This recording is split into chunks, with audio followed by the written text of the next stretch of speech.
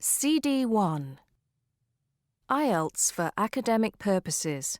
6 Practice Tests. By Malcolm Mann and Steve Taylor Knowles. Published by McGraw-Hill, 2009. All rights reserved. Test 1. You will hear a number of different recordings and you'll have to answer questions on what you hear. There'll be time for you to read the instructions and questions, and you'll have a chance to check your work. All the recordings will be played once only. The test is in 4 sections. At the end of the test, you'll be given 10 minutes to transfer your answers to an answer sheet. Now turn to Section 1. Section 1. You'll hear a head teacher and a teacher discussing a school camping trip. First, you have some time to look at questions 1 to 5.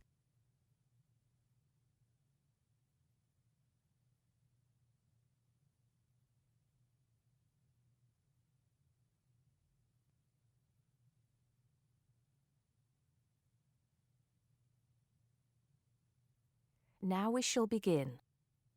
You should answer the questions as you listen because you will not hear the recording a second time.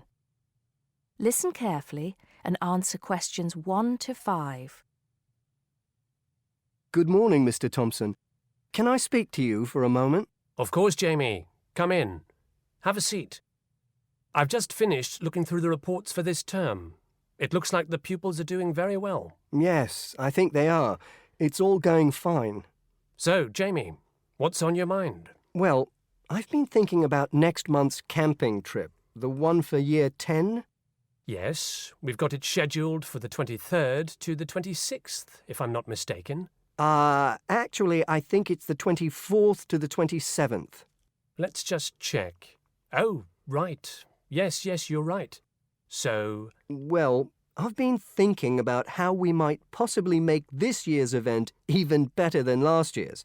Not that last year's wasn't great, but... Suggestions for improvement are always welcome, Jamie. So, what have you been thinking about? Well, to tell the truth, I wasn't completely happy with the camp we used last year. It was rather small, and I didn't feel that the grounds were particularly well kept. Go on. I did some searching, and I think I found the perfect spot. It's called Shepton Meadows, and... Is that the campsite in the Lake District? No, actually it's just outside Carlisle. It's a huge site, and it's on a lovely lake, Lake Brant, I believe it's called. Half the site is forested, and the rest, the actual camping area, is grassy. For kids that rarely get to see anything more than concrete, it's ideal. And the facilities are amazing. There's a basketball court, a large pool, and a football pitch.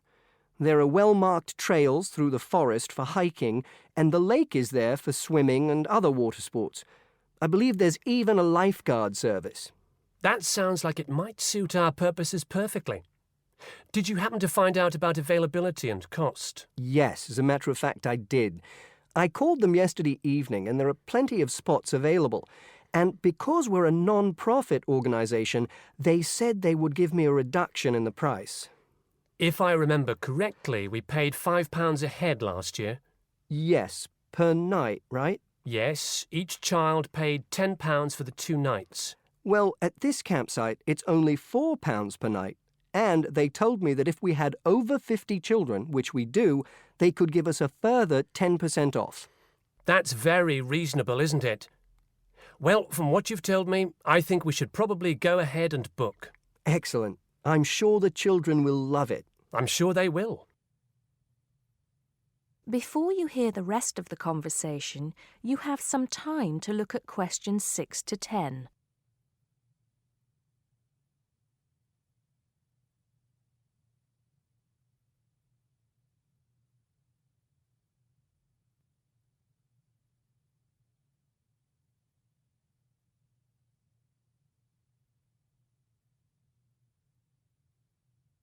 Now listen and answer questions 6 to 10.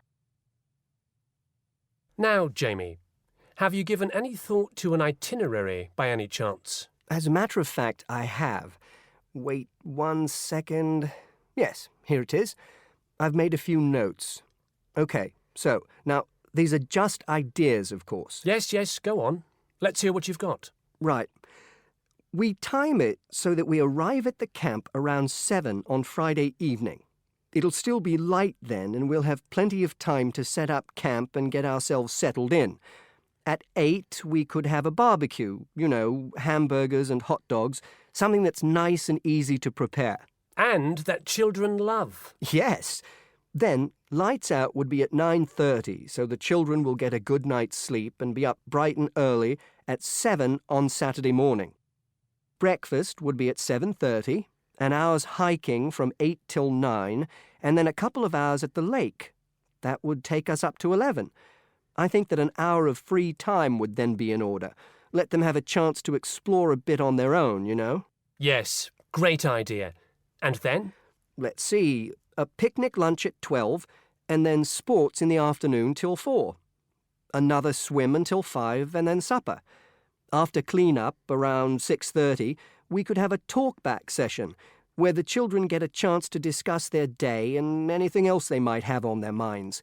Then a campfire and sing-along at 8, back to the tents at 9:30, and, well, that takes care of Saturday. Excellent. That would certainly keep them busy. What about Sunday? Sunday, right. As on Saturday, same wake-up and breakfast times, and then I thought we could go on a bit of a day trip.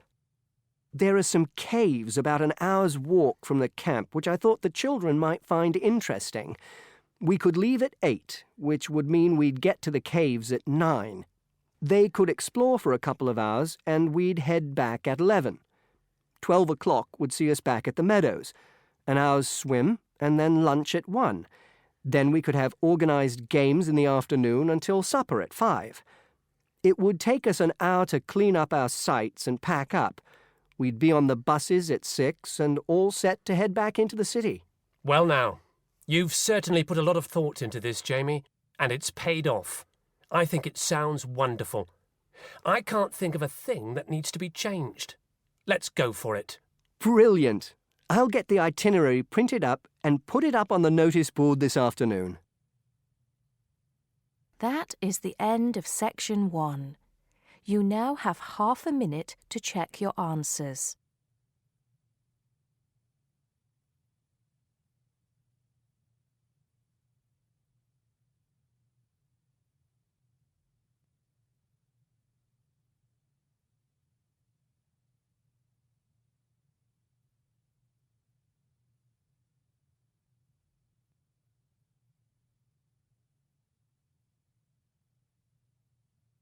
Now turn to Section 2. Section 2. You'll hear a man giving information to a group of new university students. First, you have some time to look at questions 11 to 15.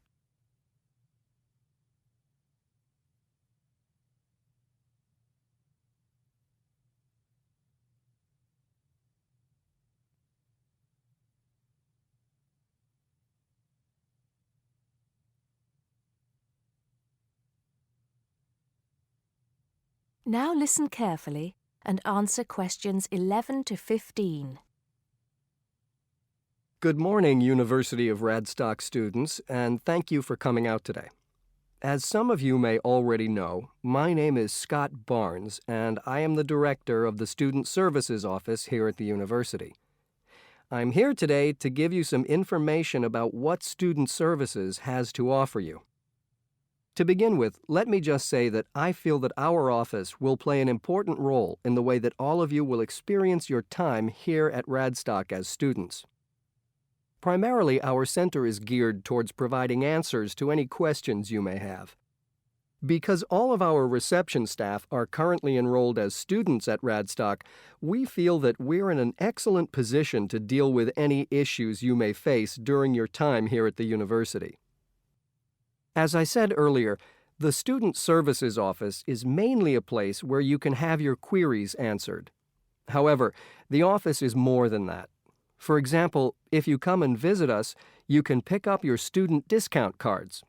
Now, with these cards, which come at no additional cost to you, you can take advantage of reductions of up to 40% on all forms of public transport in the city. In addition, the cards are honored at many shops and restaurants in the area, giving you the chance to save up to 35% off food, beverages, and other purchases.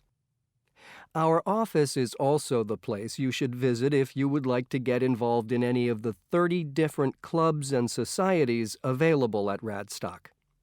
Come in any time between 10 and 3 on weekdays and sign up to become a member of the university choir or orchestra, the drama or debating club, the university trivia team. The list goes on and on. For new students, I cannot stress enough how vital it is to participate in the non-academic side of university life. Yes, we are here to work hard and do our best at our studies, but student life is also about having fun and meeting like-minded people. So, bearing that in mind, make sure that you get involved and enjoy yourselves. Before you hear the rest of the talk, you have some time to look at questions 16 to 20.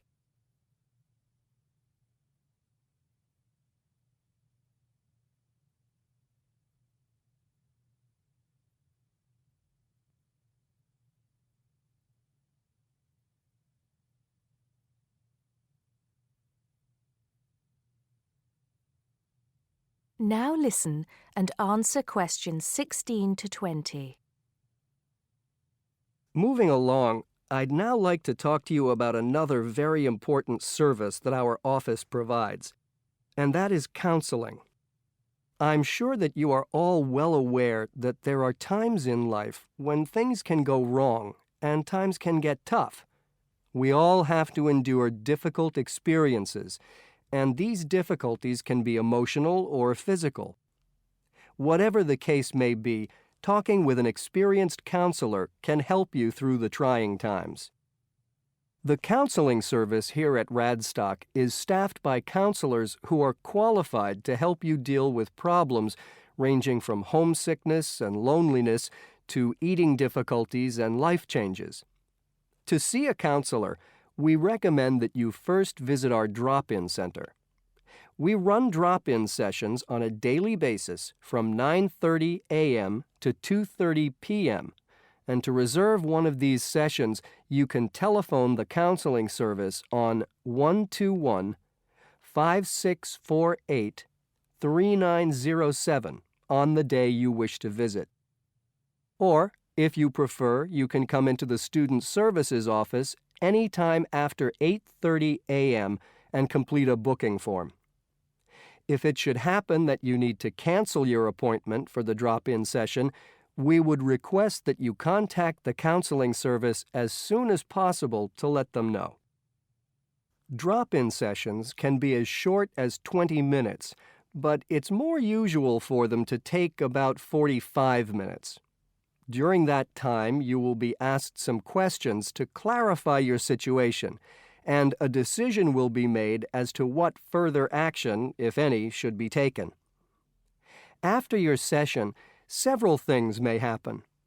Firstly, you may be referred to one of the university's counselors for further counseling, which normally consists of another 8 sessions. Secondly, you may be asked to visit another source of help within the university. Or finally, you may be referred to an external organization. Whatever course of action might be taken, you may rest assured that what goes on in these sessions is treated in strict confidence. I'd also like to mention that the counseling service runs numerous workshops on the campus every year. The focus of these workshops tends to be on personal development, and past topics have included motivation, self-identity, and impression management. There is no fee charged for these workshops, and if you require more information, feel free to contact us at stuser@acadia.co.uk. That is the end of section 2. You now have half a minute to check your answers.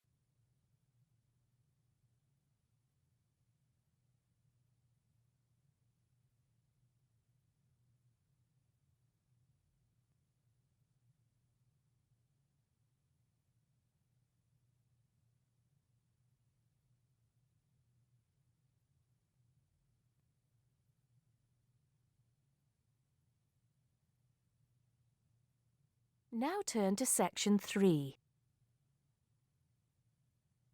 Section 3.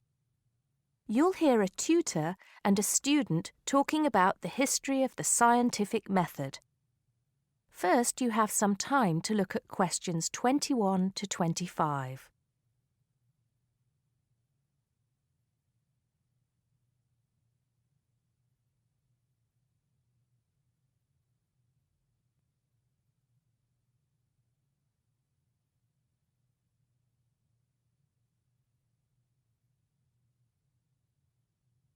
Now listen carefully and answer questions 21 to 25.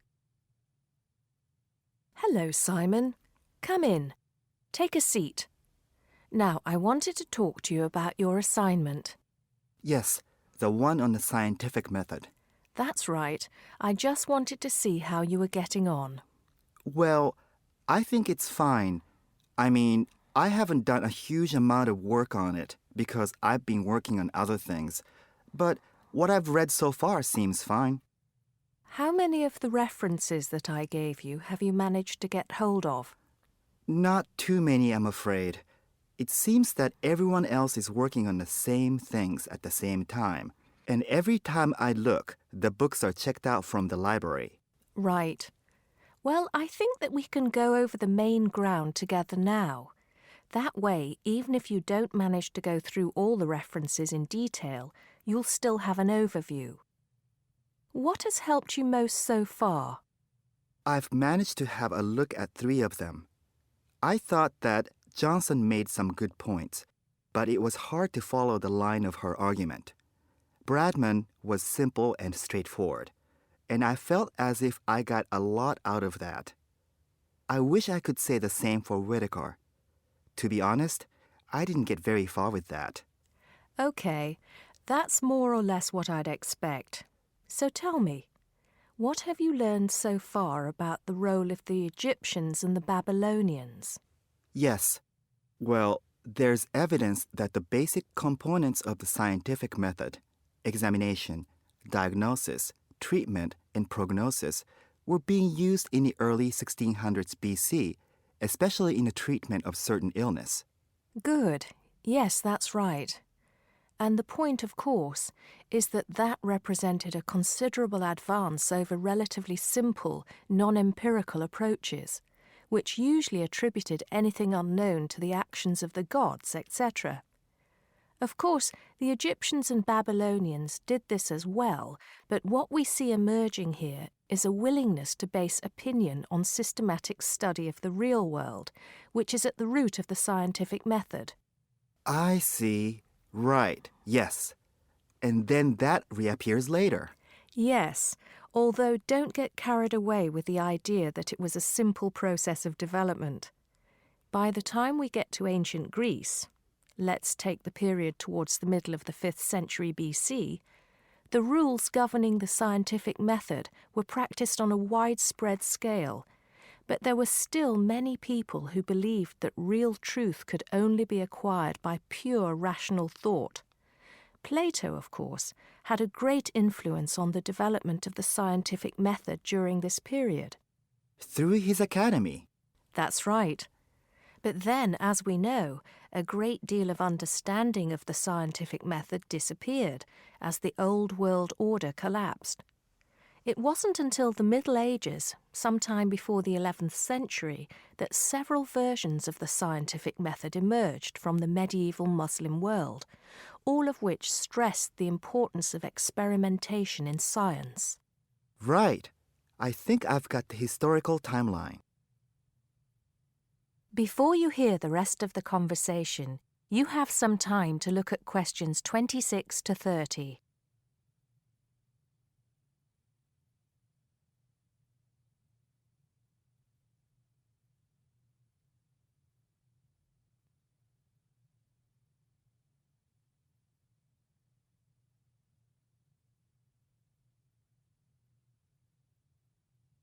Now listen and answer questions 26 to 30. The other thing I'm struggling with slightly is actually pinning down precisely what we mean by the scientific method. I wonder if you could give me some pointers on that. Sure. Well, it's best to think of the scientific method as a series of steps in a process which allows us to find answers to questions about the world around us. So the first step is to identify the problem. What is it that you want to know or explain? And then I think the next step is designing an experiment. But you can't design an experiment unless you know what you want your experiment to tell you. Oh, yes. You need to form a hypothesis to be tested before you design the experiment. So there's a very clear relationship between hypothesis and experiment. Having designed the experiment, then of course you go on to carry out the experiment. The particular procedure you follow, the protocol, will differ from experiment to experiment, but the underlying principle is the same. You analyze the data from the experiment in order to confirm or disprove your hypothesis. Assuming the experiment is accurate.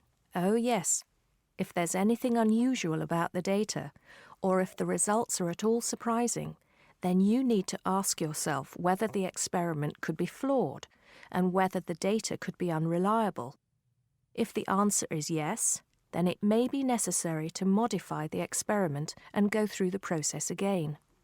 So, once you have reliable, valid results, Then the final step is to communicate them.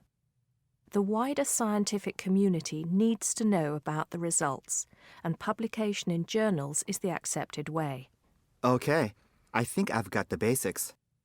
It's going to get more complicated as we begin to look at some people who have criticized the scientific method. So you need to make sure that you understand things up to this point. Let me know if you have any further problems with it. That is the end of section 3. You now have half a minute to check your answers.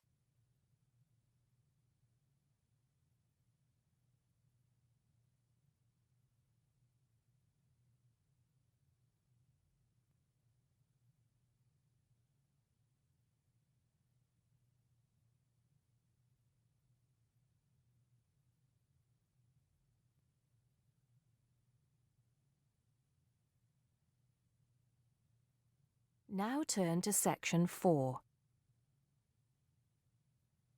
Section 4. You'll hear a teacher talking about several British art galleries. First, you have some time to look at questions 31 to 33.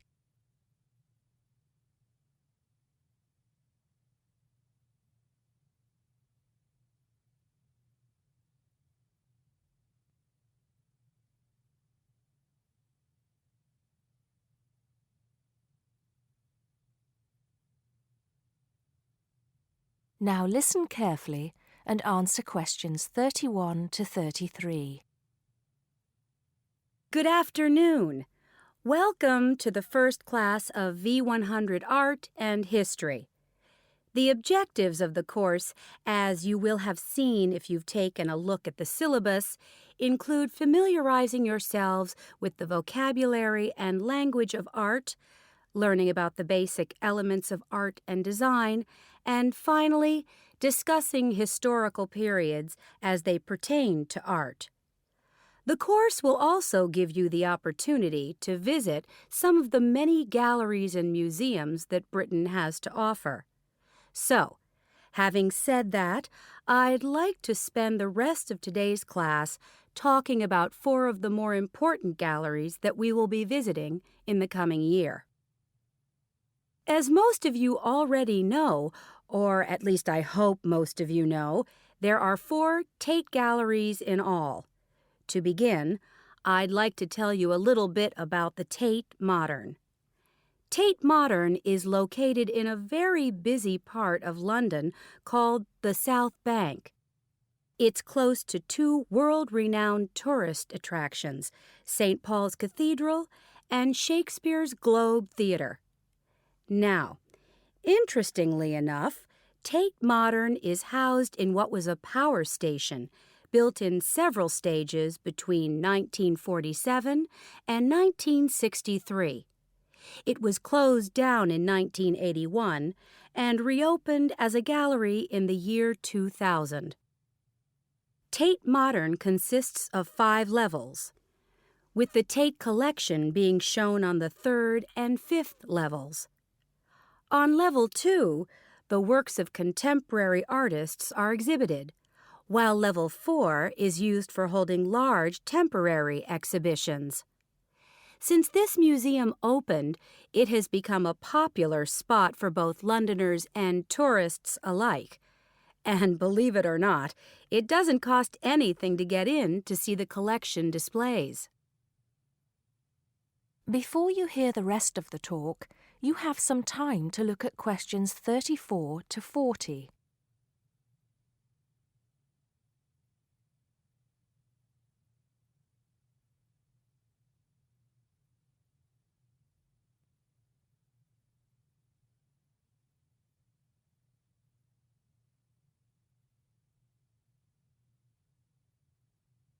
Now listen and answer questions 34 to 40. Now, the second gallery I'd like to talk about is Tate St. Ives, which is in Cornwall. It was built on the site of a gasworks, and it overlooks Porthmeor Beach. Tate St. Ives is housed in a 3-story building that was designed by the architects Evans and Shalliff. It was established in 1993, 7 years before Tate Modern was opened, and the gallery exhibits the works of modern British artists, including members of the St. Ives School, a group of artists living and working in the area from the 30s onwards. In later lectures, we'll be looking at the work of some of the artists who belong to that group and the ways in which they influenced each other. Okay, am I going too fast for any of you? No? Good. Next, I want to talk about Tate Britain, which is a gorgeous gallery situated right in the heart of Westminster. Tate Britain was the first of the 4 Tate galleries to open, and it was established in 1897. It was built on the site of an old prison, and when it first opened its doors, it was called the National Gallery of British Art. Later, it became known as the Tate Gallery, after the man who founded it, Sir Henry Tate. During its lifetime, Tate Britain has been damaged twice, once by floodwaters from the River Thames and once by bombings during World War II. This gallery has an interesting range of exhibitions of historic and modern art from 1500 up to the present day. Now, the last gallery I'd like to tell you about is called Tate Liverpool. It's not hard to figure out where this gallery is located, is it? It was opened in 1988 to exhibit displays from the Tate collection, and it also has a program of temporary exhibitions. Tate Liverpool is housed in what was once a warehouse, and for some years it was one of the biggest galleries of modern and contemporary art in the UK. Well, that's a brief overview of just a few of the galleries we'll be visiting. I'd like now to look in a little more detail at what you can expect to see in each of these galleries, starting with Tate Britain. That is the end of section 4. You now have half a minute to check your answers.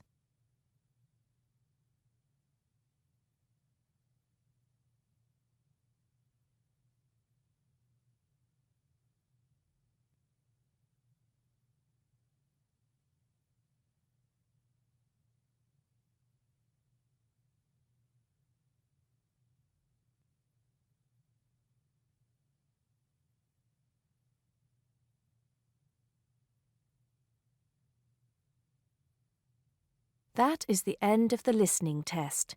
You now have 10 minutes to transfer your answers to the listening answer sheet.